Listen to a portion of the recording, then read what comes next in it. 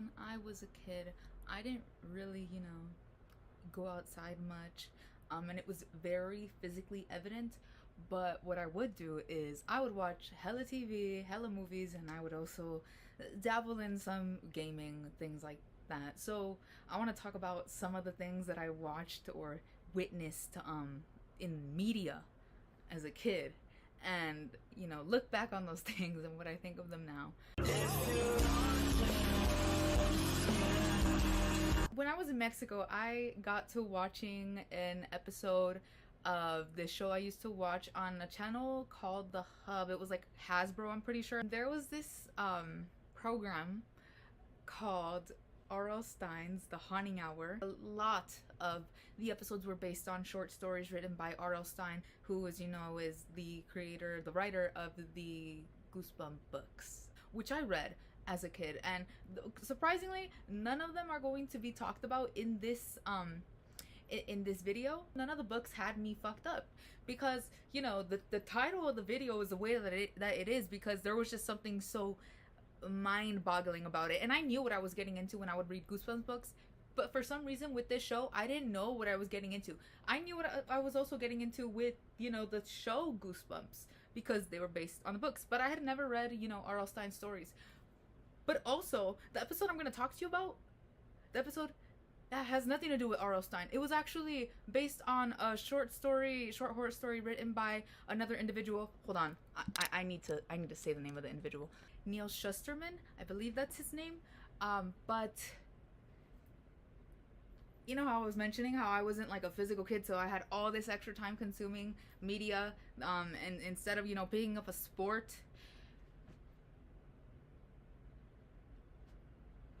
There's a reason why this is the segue. There's an episode of R.L. Stine's The Haunting Hour called Catching Cold, which stars Rowley.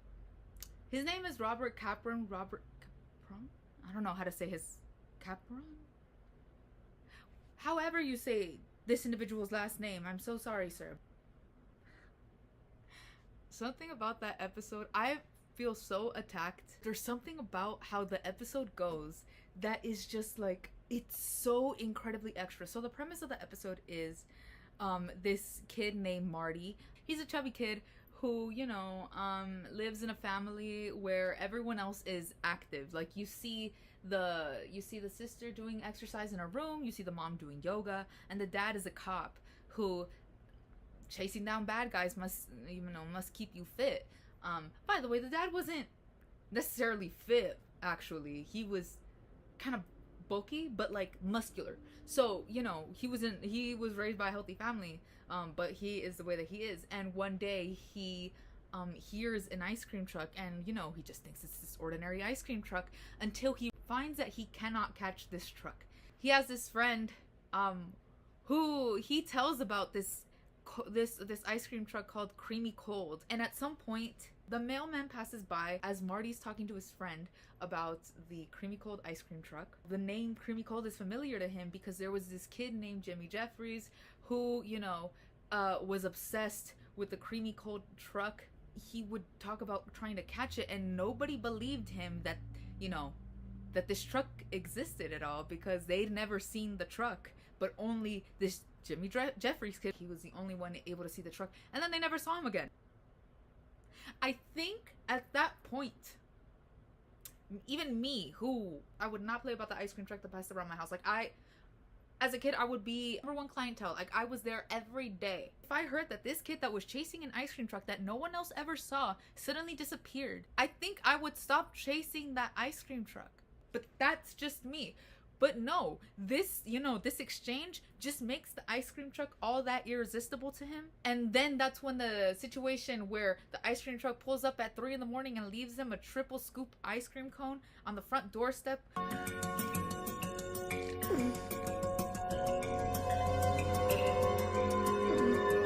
That's when that happened. The next day, he's telling Marty about this the situation with the ice cream truck and the cone. I want more! And then he's being doubted. His friend is doubting him. Like he's like, so they didn't leave a wrapper?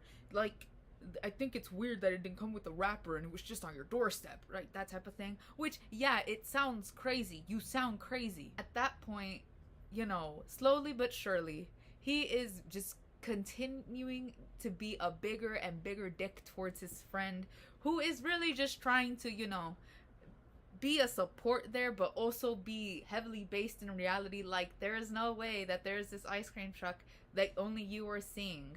And if that is the case, that's weird. By the way, he's having like you know how like TV shows depict crack addicts like just tweaking, walking down the street? He's doing this.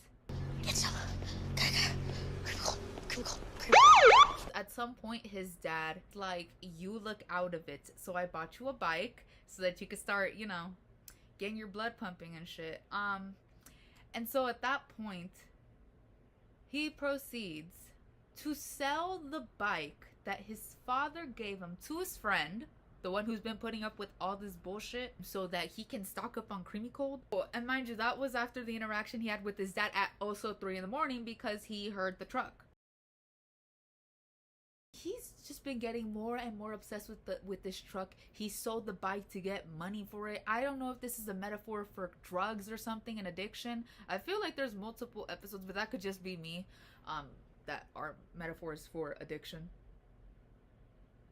But anyways, after that, you know, it's a dinner scene with the family, but he's chowing that shit down, like, and not because, you know, he's a hefty kid, but because he said, I want to get some miles on my bike and, you know, just, and then go do homework.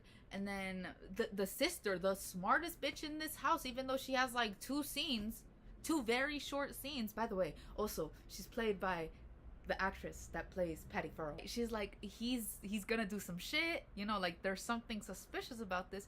And the mom is like, no, he's finally getting it. And it's like, did your son waking up at 3 in the morning just not set off any alarms? Opening the front door at 3 in the morning and staring at nothing, that doesn't set off what's not clicking. He leaves the house and his parents spot the lie that, oh yes, I want to go work out before I do my homework. So he's outside. The parents call him. He's pretending to be out of breath, talking about that he did some 5 miles on the bike and that he's gonna do another 10. If my son, who has never ever done exercise, and this is the first time he wants to do exercise, is calling me saying that he did 5 miles on a bike and is gonna do 10 more, I'm grabbing my son. I am going to find my son and bring him back home, because this is a dangerous situation. I totally missed an important detail. The dad's a cop. He had the tire popper thingies that they put on the road to take out, you know, criminals' tires. Yeah, he opened the dad's trunk and grabbed that, and, you know, is planning to use it on the truck. And it works. The truck almost hits him, but it works. And so this kid, being very smart, you know, thinking of this smart plan to catch this truck, decides to jump into the truck. And guess who's in the truck? Jimmy fucking Jeffries is in the truck. And he's all like, are you enjoying that ice cream? Well, get ready, because you're gonna enjoy multiple decades of it. The truck opens and Jimmy Jeffries jumps out, and the truck traps Marty in it. And before you say, well, didn't the tires get taken out? Yeah, but they reinflate like nothing. So the truck drives off with Rowley, and that's where the episode ends. Story's kind of funny because the ending line, I did look at like I did kind of like skim through it, but the ending line is, that's the fastest Marty's ever gone. It's just so fucked up. But also, television wasn't as woke back in the day, but there was some things where it's like, hey, don't you think that fat children might see this and like feel some type of way? And I mean, maybe they should, and maybe that'll get them onto like a healthier track, but sometimes it could not get them onto a healthier track, and, you know, they get so healthy that they go the other way around and, like, you know, become like completely and totally anorexic and, you know, like starve themselves to nothing.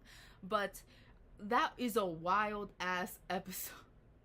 And I'm not offended by it. I promise you I'm not offended by it. It was funny when I watched it. Don't be fat or the ice cream truck's gonna kidnap you. Like, that's obviously not like the overall story, but it was just so funny. Like, there was a daytime Emmy due for Rowley's actor for that episode than he didn't get. I'm being so serious. That performance was so intense. It didn't feel like I was watching a child, you know, with an obsession to an ice cream truck that no one else can see. It felt like I was watching a crack addict. That performance in the environment of drugs would have won an Emmy. You guys are probably thinking the way that you talked about this episode was messy, first of all, but also like it didn't sound that bad. Like, but you guys have to watch the episode. The full episode is available on YouTube. I will link it. They had a kid almost get run over for a fucking ice cream truck, like twice, I think.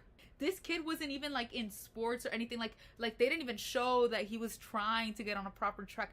They made it very obvious that the unhealthiest family member of the house. The opening scene is him in bed and like his room a fucking mess, and then everyone else in a clean room doing exercise. He hears the ice cream truck jingle and he's looking for money. He digs into his pocket to see if he has any like spare change. He pulls out candy wrappers. That's extra. I'm sorry. That was so funny. Oh my god. And I was watching that episode with my sibling in Mexico. It was late at night, you know, we were just watching it. I was laughing my ass off.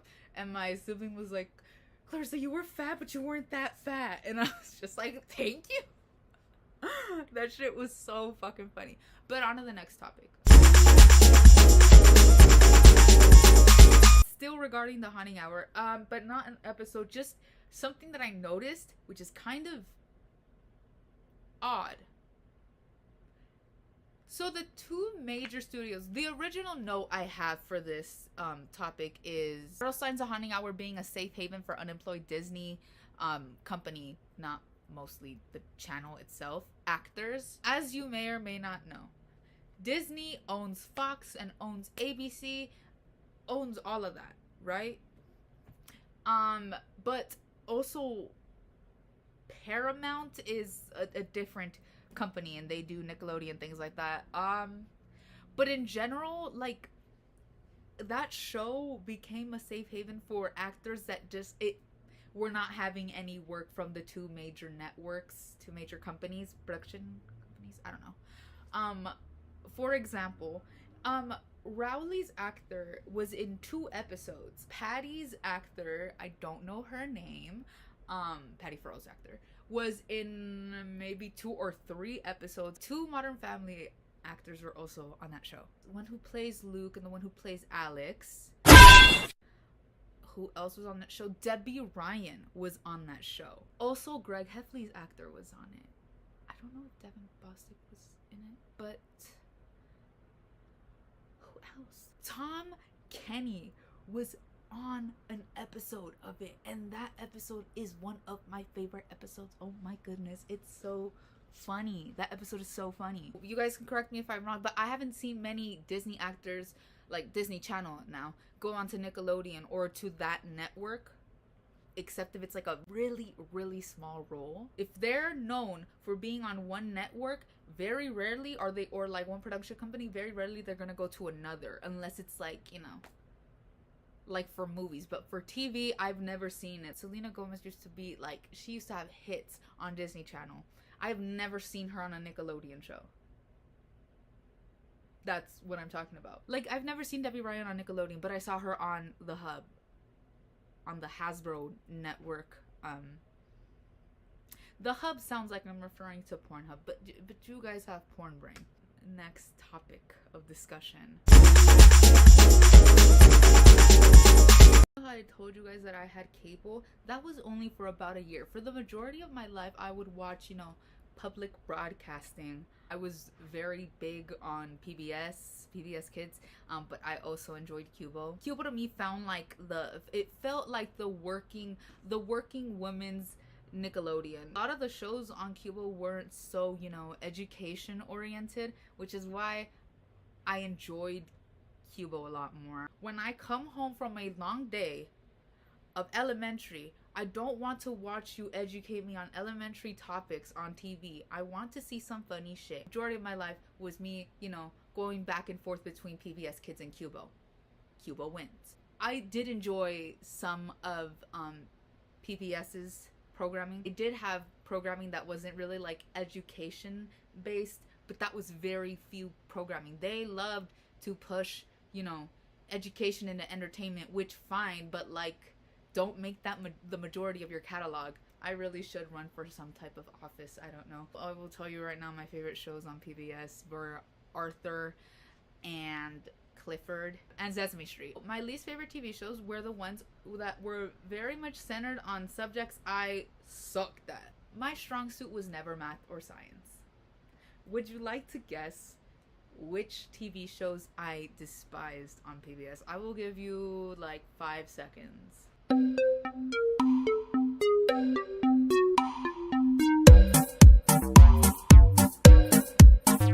Cyber Chase and Psy Girls.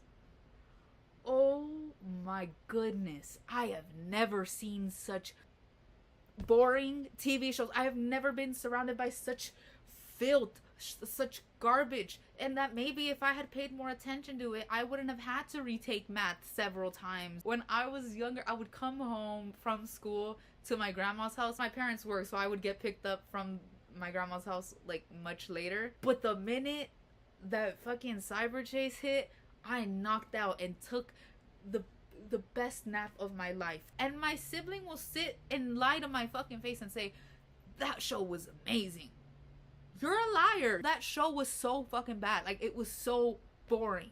I cannot recall any of the episodes to you. I really cannot, and I wish I did. You know why I can't recall an episode to you? Because I was asleep. And then Psy Girls. Oh my goodness. I was excited to see, you know, female-oriented television because I was a little feminist as a kid, and I still am big on, you know, women's rights and shit like that. But fuck. If this is what feminism was pushing for, we don't need feminism. I couldn't. Like, there was some episodes that did hit because it kind of reminded me of, like, Fetch with Rough Ruffman. I don't know if you guys know about that show. That show was very much science, engineering, things like that oriented. But it was fun.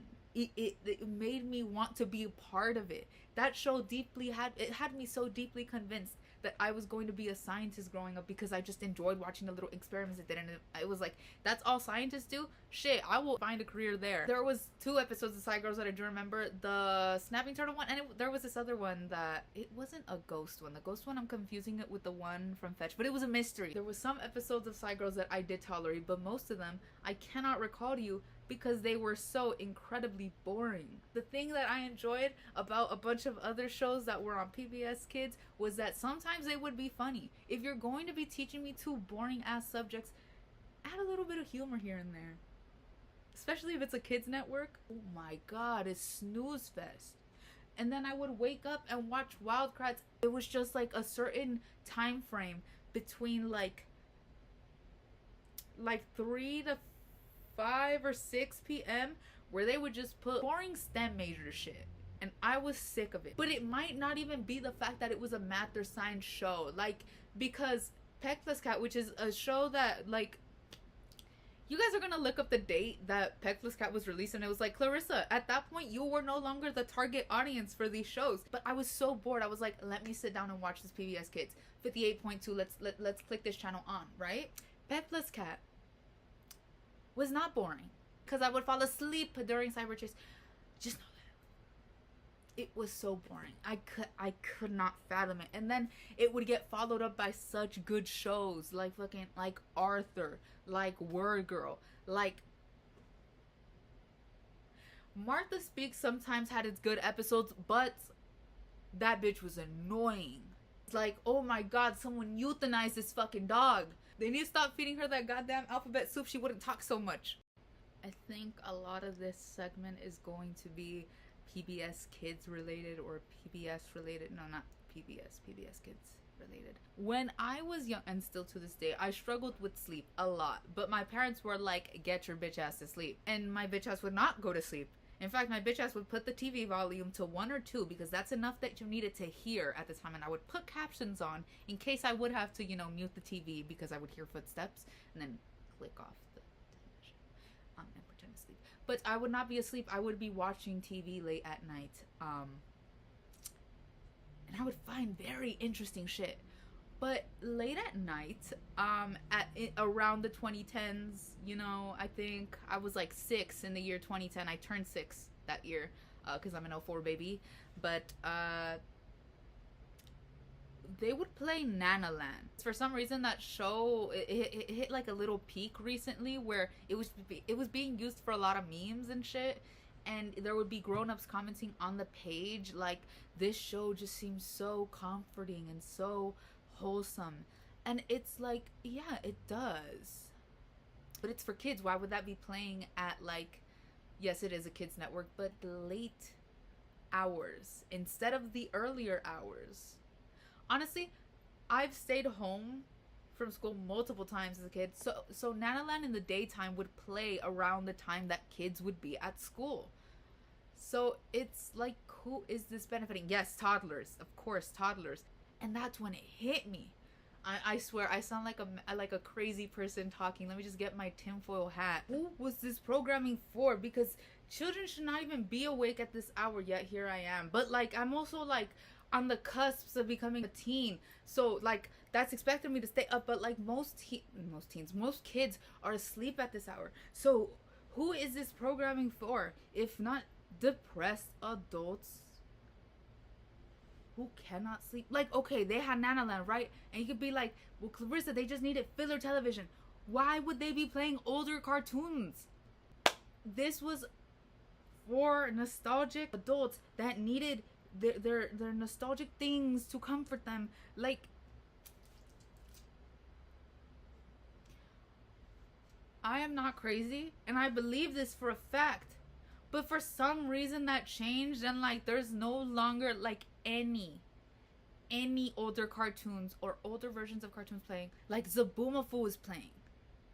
But now, I looked recently, like, before I made this video. Let me get this bullshit on my head. It wasn't even, like, a full tin hat, because I'm gonna use that later for, like, a sandwich or something.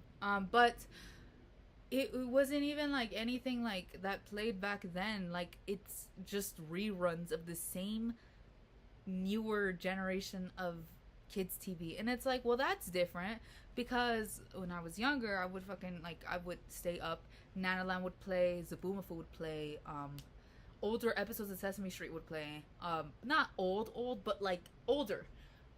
Because there were certain segments that didn't get introduced until like the later, not the later 2010s, but like the mid 2010s, would play older episodes, older things. But like, now, I looked recently at their current programming. It's just reruns of the same newer TV shows. It all looks so AI generated. Like, there's not a single human in that writer's room.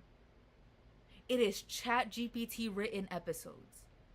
And it's all so ugly looking. It's like animated and shit. There's nothing, like, not animated, but like, it's like that ugly ass computer animation. And it's like,